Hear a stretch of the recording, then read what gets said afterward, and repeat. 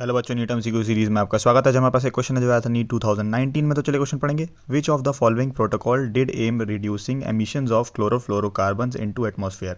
यानी क्लोरोफ्लोरोकार्बन को रिड्यूस करने के लिए कौन सा प्रोटोकॉल लाया गया था। तो चार हमारे पास ऑप्शन है। ए है जिनेवा प्रोटोकॉल, बी है मॉन्ट्रियल प्रोटोकॉल, सी है क्योटो प्रोटोकॉल और डी है गोथनबर्ग प्रोटोकॉल। तो देखते हैं एनसीईआरटी रेफरेंस को। तो एनसीईआरटी रेफरेंस में जो रेड से अंडरलाइन किया हुआ उसको पढ़ेंगे। The Montreal Protocol was signed at Montreal Canada in 1987, effective in 1989 to control the emission of ozone depleting substances. अब आप पूछेंगे ओजोन डिप्लीटिंग सब्सटेंसेस कौन से होते हैं, तो आखिर में देखते हैं जो ब्लू से अंडरलाइन है। Developing countries for reducing the emission of CFC. CFC ही हमारा क्लोरोफ्लोरोकार्बन है and other ozone depleting substances. तो ozone depleting substances CFC major होता है। तो इस क्वेश्चन का आंसर हमें मिल चुका है कि क्लोरोफ्लोरोकार्बन को कम करने के लिए कौन सा प्रोटोकॉल साइन किया गया था, तो वो था मॉन्ट्रियल प्रोटोकॉल। बी ऑप्शन हमारा करेक्ट हो जाएगा, उसको मार्क कर देंगे। तो thanks for watching, please like share and subscribe for more video. Hello बच्चों, नीट एमसीक्यू सीरीज में आपका स्वागत है। हमारे पास एक क्वेश्चन है जो आया था नीट 2019 में। तो चलिए क्वेश्चन पढ़ेंगे। Which of the following statement about ozone is correct. नीचे दिए गए चारों स्टेटमेंट में से ओजोन के बारे में कौन सा करेक्ट है। तो ए पढ़ेंगे tropospheric ozone protect us from the UV radiation, b stratospheric ozone is bad, c tropospheric ozone is good या d stratospheric ozone protect us from the UV radiation. तो एनसीईआरटी रेफरेंस पैराग्राफ पढ़ेंगे ozone depletion in stratosphere के बारे में। जो red से underline है उसको पढ़ेंगे। Bad ozone formed in the lower atmosphere, troposphere, that harms plant and animals. There is good ozone also. This ozone is formed in the upper part of the atmosphere called stratosphere.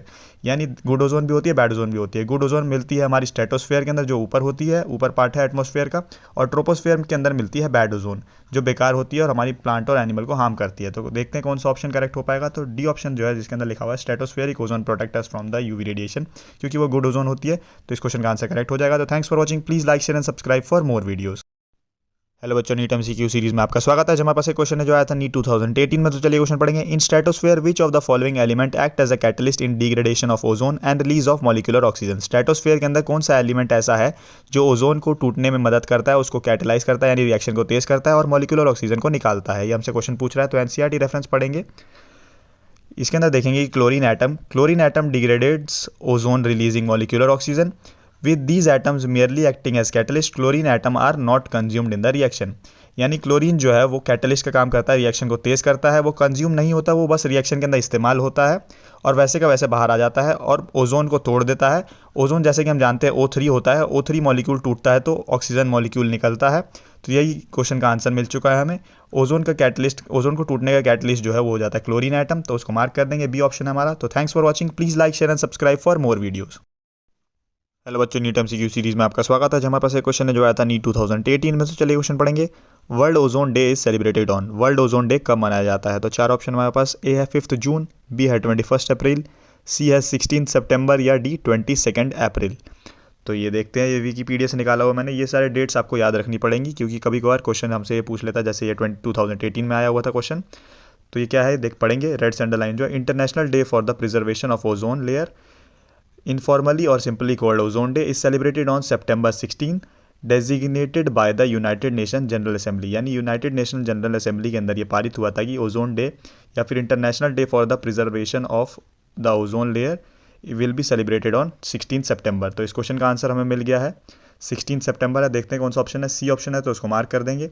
तो thanks for watching, please like share and subscribe for more videos. Hello बच्चों, NEET MCQ series में आपका स्वागत है। हमारे पास एक question है जो आया था नीट 2016 में। तो चलिए क्वेश्चन पढ़ेंगे। Depletion of which gas in the atmosphere can lead to an increase incidences of skin cancer. Atmosphere के अंदर कौन सी गैस अगर कम हो जाएगी तो जिसकी वजह से स्किन कैंसर जो होता है उसकी चांसेस बढ़ जाएंगे या फिर उसके इंसिडेंस बढ़ जाएंगे। तो एनसीईआरटी रेफरेंस देखते हैं। इसके अंदर जो मैंने ब्लू से अंडरलाइन किया हुआ उसको पढ़ेंगे। The depletion of ozone layer, more UV radiation filter into the troposphere, UV radiation leading to ageing of skin, cataract, sunburn, skin cancer, killing of many phytoplanktons, damage to fish productivity. यानी ozone layer जब खत्म हो जाएगी या कम हो जाएगी तो उसकी वजह से यूवी रेडिएशन ज़्यादा आएगी ट्रोपोस्फेयर में, जिसकी वजह से स्किन की एजिंग हो जाएगी, कैटरेक्ट हो जाएगा, सनबर्न हो जाएगा, स्किन कैंसर हो जाएगा और फाइटोप्लैंक्टन्स मर जाएंगे या फिर फिश प्रोडक्टिविटी भी कम हो जाएगी। तो इस क्वेश्चन का आंसर हमें मिल गया है। ओजोन लेयर कम होने की वजह से ये सारी चीज़ें हो सकती हैं, स्किन कैंसर हो सकता है। तो उसको मार्क कर देंगे, डी ऑप्शन है। तो thanks for watching, please like share and subscribe for more videos. Hello बच्चों, नीट एमसीक्यू सीरीज में आपका स्वागत है। आज हमारे पास एक क्वेश्चन है जो आया था नीट 2014 में। तो चलिए क्वेश्चन पढ़ेंगे। The zone of atmosphere in which the ozone layer is present is called. Atmosphere का वो जोन जिसके अंदर ओजोन लेयर पाई जाती है वो कौन सा होता है। तो चार ऑप्शन हमारे पास। ए है आइनोस्फेयर, बी है मीजोस्फेयर, सी है स्ट्रेटोस्फेयर और डी है ट्रोपोस्फेयर। तो एनसीईआरटी पैराग्राफ पढ़ेंगे। इसके अंदर जो ब्लू से अंडरलाइन किया हुआ उसको पढ़ेंगे। Ozone is found in the upper part of the atmosphere called the stratosphere.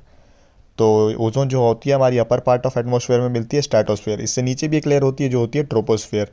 तो ट्रोपोस्फेयर के ऊपर होती है स्ट्रेटोस्फेयर, स्ट्रेटोस्फेयर में हमारी ओजोन मिलती है। तो इस क्वेश्चन का आंसर हमें मिल गया। ओजोन की थिकनेस जो मेजर की जाती है वो ये DU यूनिट्स के अंदर मेजर की जाती है, जिसको डॉप्सन यूनिट कहते हैं। ओजोन हमारी मिलती है स्ट्रेटोस्फेयर में, मेजर की जाती है उसकी थिकनेस डॉप्सन यूनिट्स में। तो ये सब हमारे क्वेश्चंस का नॉर्मल क्वेश्चंस पूछे जा सकते हैं जो है। इस क्वेश्चन का आंसर हो जाएगा स्ट्रेटोस्फेयर, उसको मार्क कर देंगे। तो thanks for watching, please like share and subscribe for more videos. Hello बच्चों, नीट MCQ सीरीज़ में आपका स्वागत है। आज हमारे पास एक क्वेश्चन है जो आया था नीट 2016 में। तो चलिए क्वेश्चन पढ़ेंगे। Joint forest management concept was introduced in India during. Joint forest management का जो कॉन्सेप्ट था वो इंडिया में कब इंट्रोड्यूस किया गया? तो चार ऑप्शन है, A 1980s, B 1990s, C 1960s या 1970s, D ऑप्शन। तो NCERT रेफरेंस देखेंगे। इसके अंदर जो रेड से अंडरलाइन किया इस पैराग्राफ में उसको पढ़ेंगे। Realising the significance of participation by local communities, the government of India in 1980s has introduce the concept of joint forest management JFM so as to work closely with the local communities for protecting and managing forests। यानी government of India को लगा कि हमें अब जो forest में रहने वाली कम्युनिटीज़ हैं उनके साथ मिलकर फॉरेस्ट को बचाने का काम करना चाहिए और उनको मैनेज करने का काम करना चाहिए। और इस कॉन्सेप्ट को कहा गया जॉइंट फॉरेस्ट मैनेजमेंट, और इसको इंट्रोड्यूस किया गया इंडिया के अंदर 1980s के दौरान। तो इस क्वेश्चन का आंसर हमें मिल गया है कि जॉइंट फॉरेस्ट मैनेजमेंट का कॉन्सेप्ट इंडिया में 1980s में आया गया था। तो उसका ऑप्शन A ऑप्शन है, तो उसको मार्क कर देंगे। तो thanks for watching, please like share and subscribe for more videos.